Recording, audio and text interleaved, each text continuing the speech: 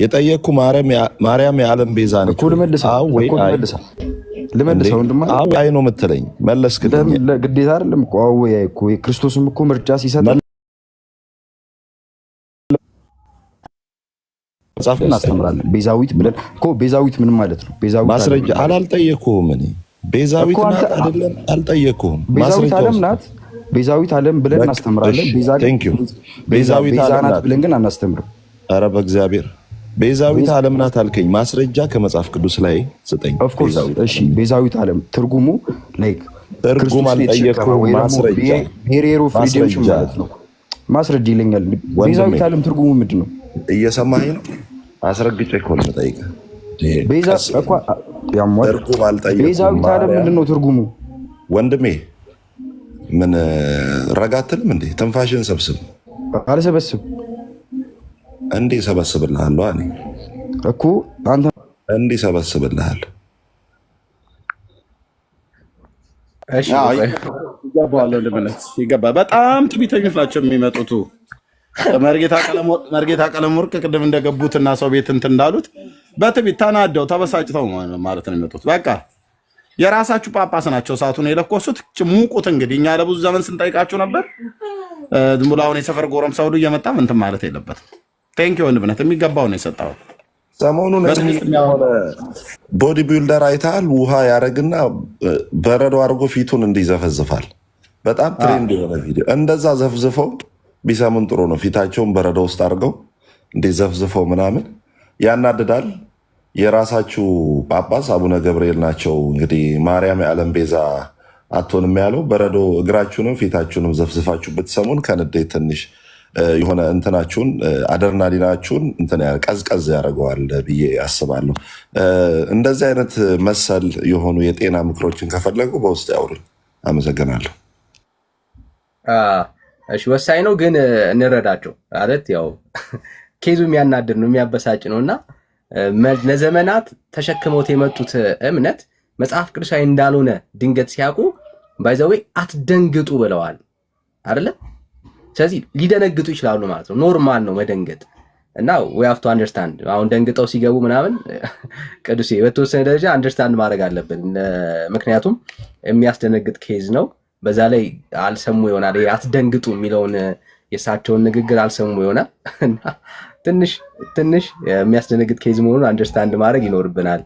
ኖርማል ሆነው ስሜታዊ ሳይሆኑ ምናምን ሊገቡ እንደማይችሉ ተስፋ አለኝና ቻል እናድርገው ለማለት ያክል እንታገሳቸው ነው። ትንሽ እንታገሳቸው ወንድምነት። ያስደነግጣል። እንችላለን። ኦኬ፣ አውደ ወንጌል መጥቷል። አውራው ድጋሚ።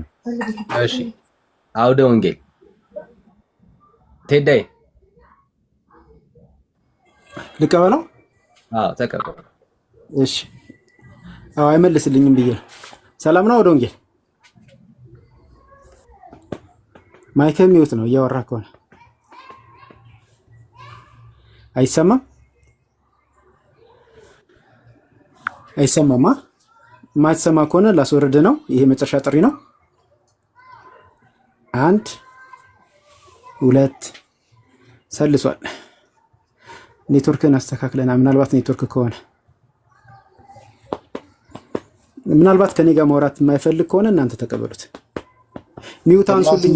5 አይደል እንደ ቴዲ 5 ተቆረጠ። እንደገና ላክ። አይ ሚውቱን ማንሳት አቅቶት መሰለኝ። ሚውት አንሱልኝ እያለ ነው እንዴ? ሊሆን ይችላል። እሺ፣ አሁንስ ይሰማል? ይሰማል። አሁን ይሰማል። ሚውት አድርጋችሁኝ እኮ ነው። ማና እኛ አላረግነ ማንሳት እኔ ሚውት ማንሳት ስለማልችል። እሺ፣ ችግር የለም። ማርያም የዓለም ቤዛ ነች። እኔ ማለት መጀመሪያ ቤዛ በነገራችን ላይ ቅድም እንደዛ ትርፍ እንድናገር ያረከኝ አንተ ነህ። ትርፍ ትናገርና ለሌላም ሰው ትምህርት ማሳየት ፈልጋለሁ። ትርፍ ትናገሩና እናንተ ሳታከብሩ ሰው እንዲያከብራችሁ ትፈልጋላችሁ። እናንተ ለሰው ቫልዩ ሳትሰጡ ሰው ለእናንተው ትልቅ ዋጋና ግምት እንዲሰጣችሁ ትፈልጋላችሁ። ማናችሁ እናንተ? ምን ስለሆናችሁ ነው? ስለዚህ እናንተ በሄዳችሁበት መንገድ መሄድ ይቻላል። እናንተ የምታረጉትን ማድረግ ይቻላል ከኃጢአት በቀር ማለት ነው። ኃጢአቱን ብቻ ነው ከእናንተ ጋር አብረን የማንሰለፈው። እሺ ማርያም የዓለም ቤዛ ነች? ማን ነበር ስምህ ወንድሜ? አንተ እንተዋወቅ ለንግግር እንዲመቸኝ። አውደ ወንጌል በለው የኔንም። ማርያም የዓለም ቤዛ ነች? እሺ ወንድሜ፣ እኔ የቤዛነት ትርጉም ስላልገባኝ ነው። እስኪ መጀመሪያ የቤዛነትን ትርጉም ንገረኝ። ቤዛ የሚለው ቃሉ ምን ማለት? ዋጋ ማለት ነው። አቤት፣ ዋጋ ማለት ዋጋ ነው። ዋጋ ራሱ ለእኔ ሊገባኝ ስላልቻለ ነው። ዋጋ በራሱ የሆነ መገለጽ ያለበት ቃል ስለሆነ ነው። ዋጋ ማለት ምን ማለት ነው? ዋጋ ማለት ነው እናንተ እንደምትሄዱት መሄድ ይቻላል ብያለሁ አይደል? ለምን ወንድም አሁን እብሪተኝነቱን ተወውና፣ ወይንም እኔ እኮ አሁን ማንም እንትን እንዲለይ በስነ ስርዓት የምታወራኝ ከሆነ ቤዛ ማለት ቤዛ እንደፈለክ ተርጉመ አስረዳኝ። ማርያም የዓለም ቤዛ ነች? አንተ እንደፈለክ ተርጉመ ንገረኝ። አዎ በትክክል። ኦኬ ማስረጃ አለ? ማስረጃዬ ምንድን ነው? አይደለም መቤት ጥያቄን እንዳትረሳ ወንድም ማለት ጥያቄ ምንድነው? እንዳትረሳ። ሰምተኛል አባቴ? እየሰማሁ እኮ ነው። ቀጥል። ጥያቄ ምንድነው? እንዳትረሳው ለማለት ነው። ጥያቄ ምንድነው? ማርያም የዓለም ቤዛ ነች ወይ አልከኝ? አዎ የዓለም የሚል እንዳለው እንዳትረሳ። እሺ ቀጥል። አሁን አስረዳኝ። ቴዲ ታብታብ ያረክ መሰለኝ። እጅን ተው። ታብታብ ያረክ መሰለኝ። ልክ ነው። ታብታብ ያረክ ነው።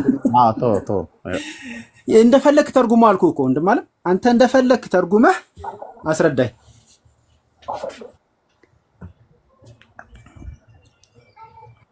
ዓለም እኔ እኮ አሁን አረዳድህን ማስተካከል መጀመሪያ ማርያም የዓለም ቤዛ ነች አልከኝ። አዎን አልኩህ። አረዳዴን እንድታስተካክልልኝ መብቱን ሰጠውህ እኮ ወንድም። እያልሰማኸኝም ወይም አልተረዳኸኝም እንጂ አረዳዴ ተበላሽቶ ከሆነ እንድታስተካክልልኝ፣ ተጣሞ ከሆነ እንድታቀናልኝ፣ ጎሎ ከሆነ እንድትሞላልኝ ምን ብዬ ነው የጠየኩህ? አስረዳኝ። መብቱን ሰጠውህ እኮ ቤዛ ነች አልኩህ እኮ። ቀጥል ጥያቄ። እኔ ቤዛ ነች ብያለሁ። ቤዛ ነች የሚለውን አስረዳኝ። የዓለም ቤዛ ነች የሚለውን አስረዳኝ። ምን ማለት ነው ብዬ ጠየኩህ። ቤዛ ነች ማለት ከአዳም ጀምሮ ያለውን ትውልድ ወክላ በእኛ ምትክ እኛ ንጹህ ሁነን መገኘት ባንችል እሷ ንጹህ ሁና ተገኝታ ክርስቶስ ይወለድባት ዘንድ በቅታ ተገኝታለች ማለት ነው። ቴንክ ዩ። ይሄንን አሁን እስኪ መጽሐፍ ቅዱስ ያርግልኝ። ያው መመሪያችን መጽሐፍ ቅዱስ ይመስለኛል። እሺ አባቴ። ልጆችን አታስለቅሳቸው፣ ሌሎቹ ያናግሩኝ። በቃ ልጅህን አባብታል። መልስልኝ፣ ግድ የለህም። እሱ የኔ ኃላፊነትና የኔ ክፍተት ይሆን ክፍተቴን ነው ማለት። ቴንክ ዩ ስለ ምክር ግን አመሰግናለሁ። ቤዛ ናት ማለት በንጽህና ተገኝታ ክርስቶስ ከሷ እንዲወለድ ማብራሪያውን እኮ ሰጠኸኝ አባቴ። ማብራሪያውን ሰጠኸኝና ምን እንዳልኩ አስተውሳል። አመሰግናለሁ አልኩኝና ማስረጃ ትሰጠኛለህ ለዚህ ከመጽሐፍ ቅዱስ አልኩ። መጽሐፍ ቅዱሳዊ ማስረጃ ኔትወርክ ከተፈለገ ደግሞ ምንድነው? ኔትወርክ ተቆራረጠ አባቴ። አልሰማሁም። ድገማውን ያልከው አሁን ያልከውን ድገመው። ተቆራርጦ አልሰማሁም። አይሰማም? አሁን ጥሩ ነው። አሁን ንገረኝ። መልካም። ቤዛ ማለታችን አሁን አንድ ሰው ገንዘቡን ቤዛው ሊሆን ይችላል፣ አይደለም እመቤታችን ይቀርና። ስለዚህ ክርስቶስን እንድትወልድ ሁና ተገኝታለች። መጽሐፍ ቅዱሳዊ አድርገው ከሆነ ደግሞ ክርስቶስ ከድንግል ማርያም መወለዱን እኔም አንተም እናምናለን ነው። ክርስቶስ ከድንግል ማርያም መጽሐፍ ቅዱሳዊ መረጃ ነው የሰጠኸኝ። ክርስቶስ ከድንግል ማርያም መወለዱን መጽሐፍ ቅዱሳዊ መረጃ ነው የሰጠኸኝ። ክርስቶስ ከድንግል ማርያም መወለዱ ግን ማርያም ቤዛ እንደምትባል መጽሐፍ ቅዱስ ላይ የተጻፈ አላነበብኩም። ገንዘብ ቤዛ ይባላል አይባልም? እስቲ ይህን ጥያቄ መልስልኝ። ምን ላይ ነው ገንዘብ የዓለም ቤዛ የተባለው? ዓለም የምትለው አንተ በራሱ ምድሩን ነው እንዴ? ተንቀሳቃሹን ዓለም ማለት እኮ አንተ ወይም እኔ ነን፣ ሌላ ምንም አይደለም። ዓለም ማለት እኮ ሰው ነው። ገንዘብ ምን ላይ ነው የዓለም ቤዛ የተባለው? ተደጋጋሚ ከብዙ ቦታ ተብሏል። አንዱን አሳየኝ እባክህ።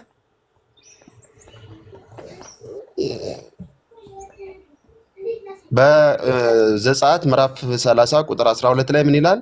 ነፍሱን ምንድነው? የነፍሱን ቤዛ ለእግዚአብሔር ይሰጥ ዘንድ፣ የነፍሱን ምትክ ገንዘብ ለእግዚአብሔር ይሰጥ ዘንድ ማለት ነው። የዓለም ቤዛ አይልም። ገንዘብ የዓለም ቤዛ ነው አይልም። የአንድ ሰው ስለሆነ ነው። ይኸውልህ ስማኝ፣ ያ ገንዘብ የጠየቁ ገንዘብ ያለም ቤዛ ነው የሚል ምን ላይ ነው? እሱን ታሳየኝ ትችላለህ? ካልቻልክ ወደ ሌላ ነጥብ እናልፋለን። አትጨነቅ፣ ችግር የለውም። ፈታ ብለን እናወራ። ይኸውልህ እኔ በፍጹም የምጨነቅባት ቤተክርስቲያን አይደለም ያለች፣ የምትጨነቅልኝ ቤተክርስቲያን እንጂ። ችግር የለውም። እሱን ያው እንትን አቧራ ማስነሳት አቧራ ማስነሳት አይደለም። ይኸውልህ ፕሮሞሽን በውሸት የተካበ ካብ አይደለም ያለን አንተ ማለት ነው። እውነት ነው። እየተናደ እኮ አየህ ነው። እየተናደ በራሱ እኛ ሳንነካው እየተናደ። አሁን ወደ ነጥቡ እንመለስ። 50 ሆነህ ብትና